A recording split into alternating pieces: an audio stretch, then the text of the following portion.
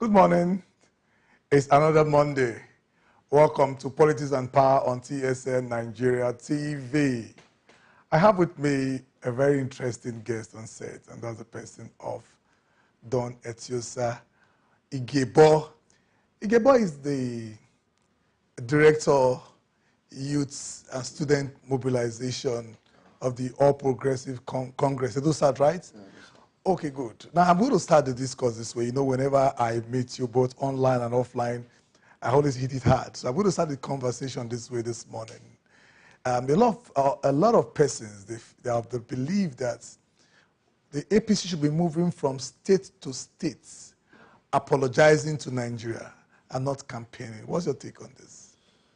Well, I would like to get questions that have been thrown out on how you think the party should behave with a bit more details with regard to which aspects should they move from state to state. The question we're asking you now is this. Your party is currently the party in power. The ruling party, yes. And before now, you guys met the people when you wanted to get the mandate from Nigerians that this is what you're going to do. This is what you're going to do. So this should be like a scorecard. You present your scorecard to us and say, in the area of security, for the past 8 years, this is what we've been able to achieve. Yeah. In the area of the economy, this is what we have been able to achieve. Yes. So now, seeing your presidential candidates mounting the podium and telling us that I'm going to build on, or please don't, we had Comrade Adams Chumule telling us that Buhari is different from Asiwaju, that you should not judge Asiwaju with what Buhari have done so far. Yeah. The question is this: who are we voting for? Are we voting for Asiwaju, or we are voting for the candidate of the All Progressive Congress? Well, I think I wouldn't necessarily disagree with Comrade's position, as well as also jettison the feeling of the common man. Because I was on ITV yesterday discussing with my brother Evans on governance and parliament, which means that helps you to discuss and understand the organogram of the decentralization of power within the system of government. Most of our people don't understand who they should hold responsible when certain things have not worked the way it ought to have worked. I am not saying that they don't have any right or have that direct feelings and impact on the economic downfall to feel the way they felt, because there's hardship right now. Even if we know that certain factors has played out and the whole world has a little challenge, but that is not an excuse for Nigeria not to work on things to make it better, for our people to find life bearable, which practically, sections around the idea of social and welfare. When people can live and procure and purchase what they eat cheaply and still have a little bit of money to go out and have a good time with the family, then it almost means like everything is okay. But unfortunately, governance don't work like that. Most of the federal constituency and the senatorial zones and the state house their governors and the houses of assembly members, as well as having the presidency, we're always used to the idea of when something is not right, you blame the man at the center. When something is not right, you blame the man at the center. Because why? I mean, the president once said that 74% of Nigerians are illiterate. That hit me. Illiteracy not in the sense of saying maybe they can't put one or two together. The ability to critically analyze issues and know when to put a square peg in a square hole is a big issue in the society. What am I trying to say? The role of the president is to send allocations to the different states. The role of the President of the Federal Republic of Nigeria is to make sure that security votes in court, the way it is with the Constitution, gets to the different executive arm of government in the different states. Further roles of the presidency is to make sure that budgets are put in place in earnest, working in harmony with the national assemblies, and at the same time signed into law. The role of the presidency is to make sure that acts are put into place that will help either in the economic aspect, in terms of attracting investment, in terms of telling people who produces or perhaps export or do trades in Nigeria to deal and make things happen in Nigeria by so doing creating jobs. I was at a spot yesterday and I heard somebody, I was to get drugs at the pharmacist. I heard somebody trying to get diapers for kids. And they said the Murphys was no longer in circulation. They said, why? Because the APC government has said to Murphys that they must have their plants in Nigeria. With all due respect, the APC government inherited a very bad economy. Not as bad as what I mean bad is, you see, you can smack a child for doing wrong. You smack the child may be wrong, but the reason may not be wrong. Okay. What I'm trying to say in a nutshell is that you can have a situation where things look good because they say don't watch things that look good for you, that is good, look good to you, that is good for you. You can see a beautiful woman, extremely fine, but by the time she shows you certain parts of the things in the inside you can't see, then you're caught in between a pimp and a helpless. It is now your decision to think, what do I want to do? Am I moving on with this message with this kind of character, or I'm going to abstain, irrespective of the beauty? When you talk about Illuminati, you're talking about Illuminati in the game that you're involved in. I can call you an Illuminati of the media world because of what I've seen, because of the way you have your own style. You're like an Illuminati in the game. I've digressed just to try and make sense of all these ideas of the presidency issues. Yeah. What I'm trying to say is that when the president came on board, yes, you play politics in some aspects. Okay. He talked about different aspects of what he wants to do, and security was in the front burner. Yes, I will not tell you here, and to be sincere, that the presidency may have done their spokesman job well enough to address the issue of security. But none of these states, the 36 states and the FCT, for example, in Edo has gotten 54 billion naira in 6 years for the state government to tackle security. That's fine. If those funds are not spent judiciously, and this money has been paid from the federal allocation to the state, who takes the blame? That is for me. Is that what leadership is about? A situation when you cannot delegate a tax and not supervise the tax. See? Because if you delegate the tax and you're not supervising, that's relegation. So you see? So because a lot of us will believe, especially those of us that in the media where that a lot of this information come to, we feel that the President Buhari administration has to do with that of relegation of his responsibility. Sometimes feeling is not reality. You can feel a certain way. That doesn't mean you have to understand. Now I want to make this point. Ignorance is not an excuse in law. That's right. Do you realize that the state governor has the same rights as the presidency? It means that from whatever comes into the state, and the governor being the first point of contact, is not answerable to the presidency. Who is the chief security officer of the nation? The chief security officer of the nation is the president. Good. And the chief security officer of the state is the governor. Okay. As much as the president enjoys immunity. So in terms of delegation, which means that in terms of hierarchy, the president is more than the state governor, which means that the president has what it takes to call the state governor. Well, when you say it's more than the state governor, you can say that in terms of... Because the state governor is answerable to the president. No, not necessarily. Good. Not necessarily. Good. I can tell you for a fact that if you look at the way some state governors throw their mouth to the presidency, you know that once you're under immunity, there's nothing you can really do to a governor of a state. So, but I think where the presidency gets caught up in the mix is the fact that we are still under the federal system in terms of the... So there have been no states in the past 8 years where the president have declared state of emergency. Which means that if you feel that the state governor is not doing the right thing, you have the right as a president to declare state of emergency. So let me tell you, if President Buhari declares a state of emergency in Edo, people will turn into politics. No, because you know why? Do you know why? We have a president who wants to be politically correct. No, do you know why? Let me tell you. In the last 2-3 months, the presidency had decimated the bandits. A friend of mine lives in Kanji. I was in Abuja 2 months ago. Once he was in Abuja with me, got a phone call that the Tucano jets was taking out these people. See, you don't understand the Nigerian national politics in affiliation with the international politics. Like, why do we have to wait now? Because a lot of us feel like because of the elections. Yeah, when President Buhari took over power, we didn't even have no Tucano jets. Okay. The Jonathan's administration spent billions of dollars on military and security issues. Nothing to account for. No equipment, no armored tanks. Was that not why APC was voted for? Hold on. No armored tanks, no planes. I quite agree with you. No planes. Yes. When the Americans sold the Tucano jets to President Buhari, they sold it under a condition that before you use that jet to decimate any group you deem fit terrorist, you must get an approval from us. Okay. So when the president's hands were tied, using the Tucano jet that we procured with over 500 million from the U.S. If President Jonathan had bought Tucano jets before the president came, when the oil proceeds was in the highest level, and this money was spent in a very lousy and in a disrespectful way, whereby Jonathan's government consumed and took more loans in 4 years than President Buhari has taken in 7 years with infrastructure that he can point out to. Look at the Lekki Deep Sea Port. Look at the second Niger Bridge. Look at the upgrade of Enugu International Airport to cargo airline and international standard. Look at the funds that the president gave to Ebonyi State. Look at the upgrade and uplifting from scratch of the railway system.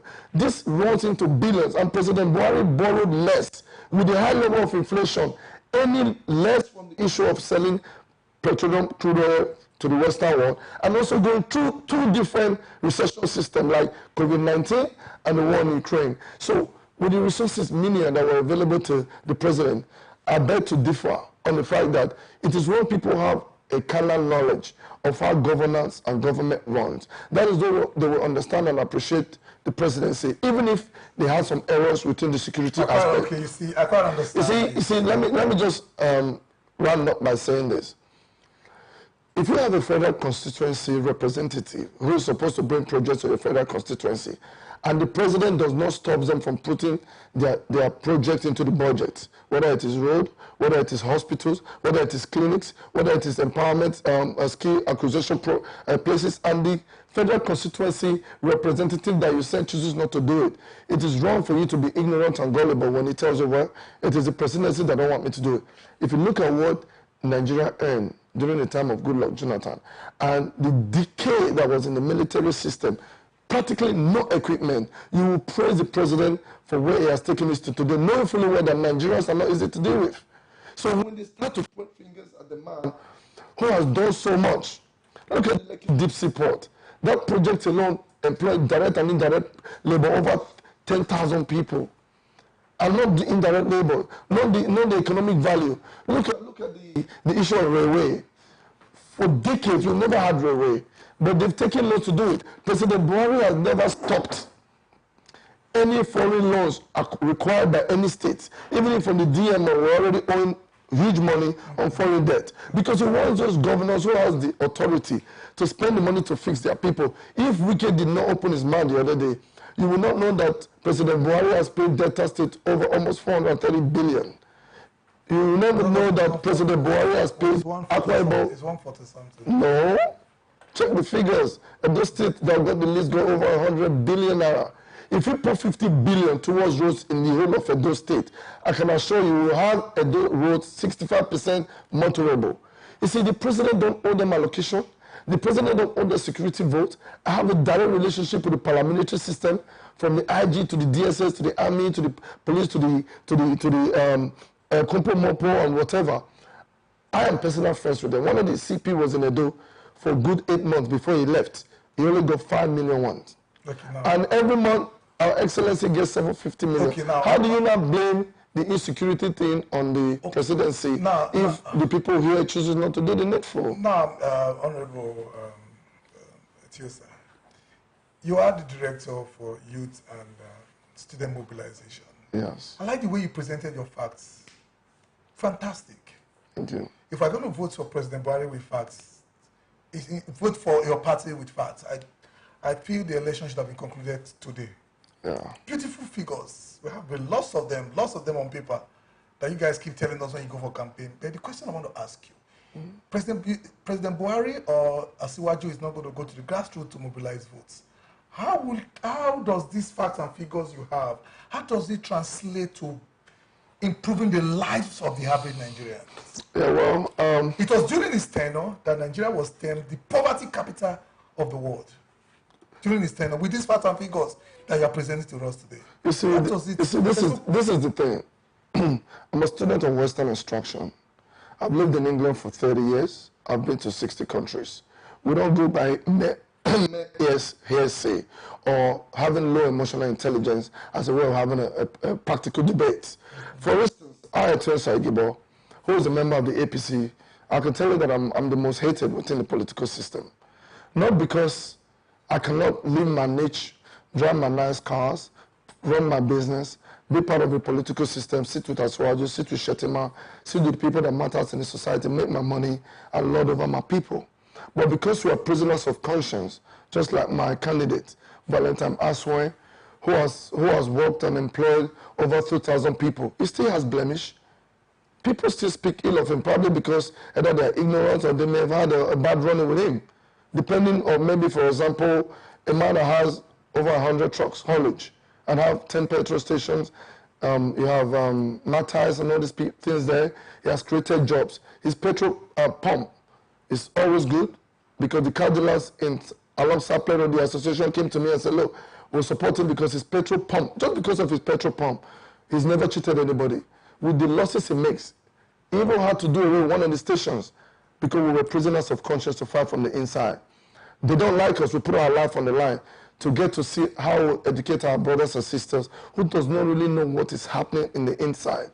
When you talk about the political system and the presidency and our party election or anything being difficult, the way we campaign for Valentine as well, it's not the way we can campaign for the presidency. Because why? Even if we have to separate Asiwaju and President Muhammadu Buhari, they both have different skill. President Muhammadu Buhari, you don't expect him not to be good to his people. You know, look at us in the South. How do we treat ourselves? We have a minister in Edo, for instance. It's not too conversant with our people, which means we are losing out. Minister from your party. Yeah, it means that we are losing out on that aspect. One of the ranking members of your party. Yeah, you see, for you to come with equity, you must come with a clean hand. True. That is me. Whenever I speak, I let the truth come out. A coward does 1,000 times a soldier died by once. I'm a man that's fearless. Because you know why? If I speak it today, 20 years later, you refer it to the same way, I can assure you then, no shifting of grounds on that issue that was spoken.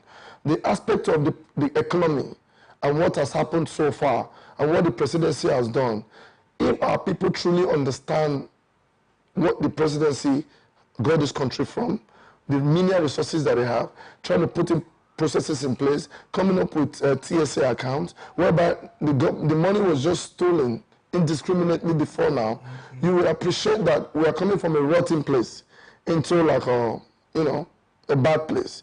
Maybe the presidency felt when they go there they can do X, Y, Z. Perhaps by the time they go there they realize there were things that may not have known that would have gone wrong, but they're already there. They're doing what they need to do. The security aspect, perhaps I agree that the presidency should have gone more involved and be more vocal, but President Buhari and his personality and the people around him seems not to always speak so much. If they have released billions of naira on 30% oil derivation to the oil producing states, Edo Delta, Akwa Ibom, Bayelsa and Rivers, and these are Southerners. And they refuse to tell their own Southern brothers. I am from an oil producing community, I'm from a local government. The people in those communities have their share of that 30% oil derivation. Okay. But this money was kept quiet. Okay. Only because there's a disagreement now, you're letting the cat at the bag. Okay, now, so a lot of things happens that way that we don't know about. Honorable Etinosa, you keep using this word that they need to know the people need to know where they are coming from and where they are heading to or where they are now. Maybe I should help you put this in perspective by letting you know where the people were under Goodluck, where they are now, and where they fear they might be heading to. Where are they coming from? Under Goodluck, they are coming from bag of rice, 8,000 naira. Yeah. Presently, bag of rice is 40,000. And they don't even know where they are heading to. They are afraid, and that's why many of them are rushing to the United Kingdom. They are afraid a bag of rice might get to 100,000 naira. Where are they coming from in terms of exchange rates? A situation when it was 150, 180, that's where they are coming from. Where are they now? They are in 680, 790. They are afraid that they might get to 8,000. That's the situation of things on ground now. So let me respond to that quickly. Good. The issues of the Forex, part of my discipline when I did my master's degree, foreign exchange, demands and supply. You see, when people don't demand your goods, your currency don't get stronger. The corruption in this country does not end with the executive. Hold on. The I just want to educate you on the issue to do with economy now. That's fine. Because that's one of my disciplines. Okay. There's what they call supply and demand. Great. When people don't demand naira goods, there's no way the level of corruption, which is championed by the civil servants in this country, massaged by the legislator, and blamed and heaped on the executive, will ever find the naira valuable as a currency. What do we produce? For the first time, it is easier to destroy than to rebuild. Great. You know that you can destroy within 10 years. It will take you a lifetime to rebuild. Today, if Nigeria is producing rice, tomato queen is produced by my friend who is working with Indians, who invested in 3 silos in Kano. At 27, he was a PhD holder. They do what they call backward integration. They don't even have enough rice paddy to produce this rice. They give seeds to farms, and then because I connected my guy from the Philippines, who the father owns one of the biggest rice seed company, to supply the Kano government. The thing that they do in the north, we don't do it here. It takes time for these things to come into play. Yes, it may not be too good that the presidency put a ban on rice. That is why you see that the way this money is stolen in our system, when the Western world is not demanding for our goods, automatically we cannot tell them and set a rate on what they should be paying for our goods to weaken the foreign currency. Okay. A lot of the things we bring in are imported. A lot of the things we bring in is always we demanding for what we want from the West. If rice is expensive and the economy was ground zero before the presidency came on board, and today I can tell you we do backward integration, we give farmers rices, they plant, we buy it from them, just to encourage and get the economy running. What is running in the north is not running in the south. Okay. And then they take it to the rice mills and produce rice in Nigeria, and then you expect the price to shoot up for now, because the market is not saturated yet. But are we going to go through that pain for some time and start get the price declining, or are we going to remain as importers? Why is the price of petrol and diesel up? Why is the price of shoes and clothes that we wear up? Because everything about Nigeria is importing. And when a politician is sitting in an office, the civil servants are there as a career, corrupt people. They help them loot money, and they blame it on the politician. So the people that got involved in banditry, why the Naira was devalued, whereby they kidnap innocent people.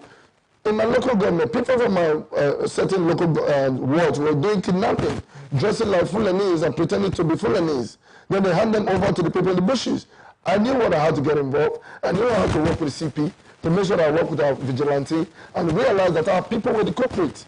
That is not to say that they brought about the problem. So these issues are, if you want to discuss them critically, is so bad. So the issue of the Naira and the Forex and why the exchange rate is good or bad and whatnot, it has a lot to do with continuity on successive plans, whereby the presidency comes and everything is ground zero. No production of rice, no refining of oil, crude product. They are stealing our crude oil. All the things and the way the IOCs are running are bad. This is not for the common man. If a common man makes such decision, I know it is difficult on us to get them to see on a level.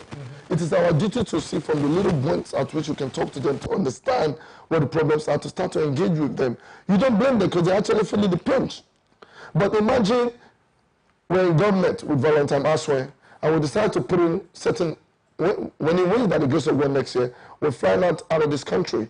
I on my own am bringing investment not less than $5 billion. That's great. You know what? You see what I'm saying? Our time is fast spent, Honorable TSLNIGERIA, but I'm going to leave you with this last question. Yeah. I like the way you had to school me on the way the economy works. It was a great one. I think I learned a lot from you, but there's still this issue bothering me that I need to express to you. You said something about the civil servants, how they are actually the corrupt ones, how the politicians are aiding the civil servants. You said a lot. The civil servants are aiding them, but the politicians get the blame. I really enjoyed what you said, but I want to ask you a question, because this will further enable me to know your definition of leadership. Who is a leader? Who is a leader? President Buhari is the leader of these lots that you mentioned. He's the CNC. He's the commander-in-chief. Maybe it is time for us to educate our leaders, to let them know the amount of responsibility that is upon them the moment they are sworn in as leader. Before, in 2015, when President Buhari was sworn in, yes, it is clear that there was this thing, there's this reform, this natural reform in the civil service. What caused about this reform?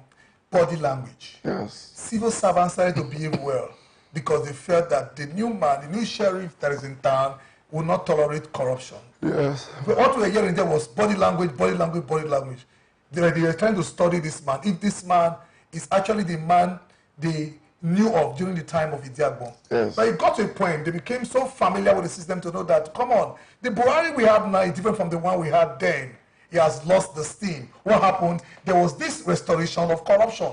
And that is the reason why some persons are still scared now that the Tinubu we are having now, that is the presidential candidate of the APC, is it the Tinubu that we had then, that was once the governor of Lagos State, or we are voting a Tinubu that has lost steam? Unfortunately, so your party has a lot of questions to do, and that's the reason why we just give you the next 2 minutes to answer this question. Well, you see, I won't come back again. Giving me 2 minutes to answer the question is like being caught between a pimp and a helpless.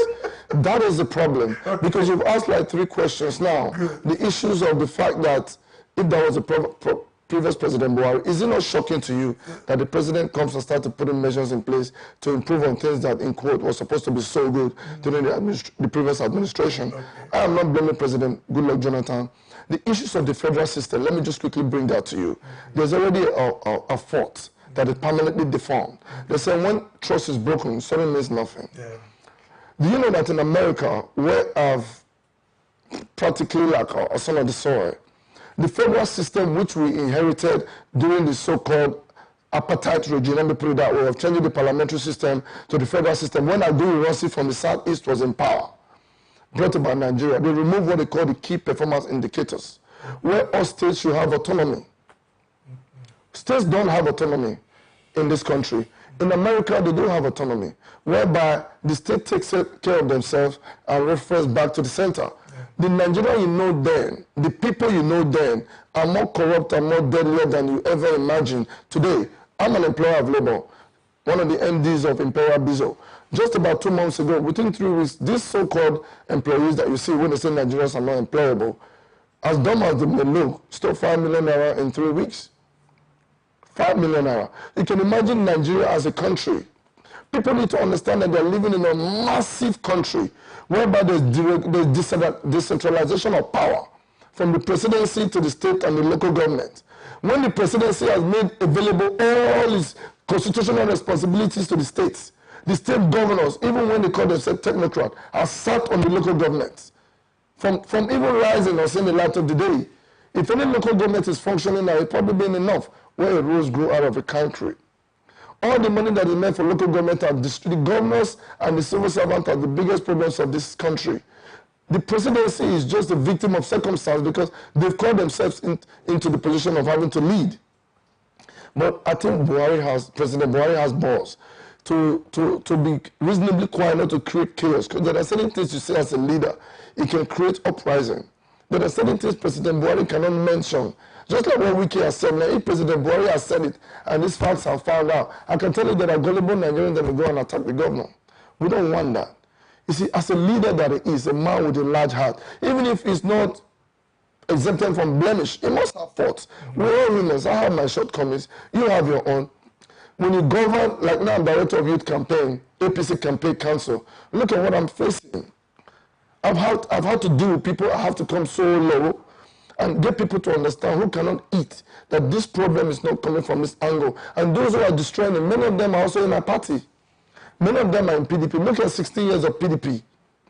It was a total disgrace. I used to be in Dorchester Hotel in Parkland when Jonathan comes. And you see the kind of character that they possess. People get drunk and some documents are signed without his knowledge. And now, when the president is trying to correct these things, it's a work in progress. Okay. Like Lagos to Benin now, the road is little. I drive on my Lex and my Prado. The road is smoother. Unlike the time of Obasanjo, when I come from England, I spent 3 days on that road. Okay. So look at Lagos to Ibadan. Look at all this road that the presidency capital project that he has embarked on. Look at his character of not being biased. When the PDP government or Labour Party or ABGA wins in any state, President Buhari is the first to come and congratulate them. What never happened under the PDP state, which Peter Obi was very part of. Okay, I think that's how far we can go on the show today. Please, I want to state this clearly that all the views expressed by our guests, they are purely his view and not that of TSLNIGERIA TV. It's been an interesting conversation with Honorable Igiebor. But please do well to follow us across all social media platforms, Facebook, Instagram, and Twitter. And please subscribe to our YouTube channel at TSLNIGERIA TV. And please click on the notification bell so that you'll be the first to know anytime our content drops. Until I come your way again on Wednesday with another guest to discuss something as relating to Nigeria politics and governance, I remain your host, Modupe.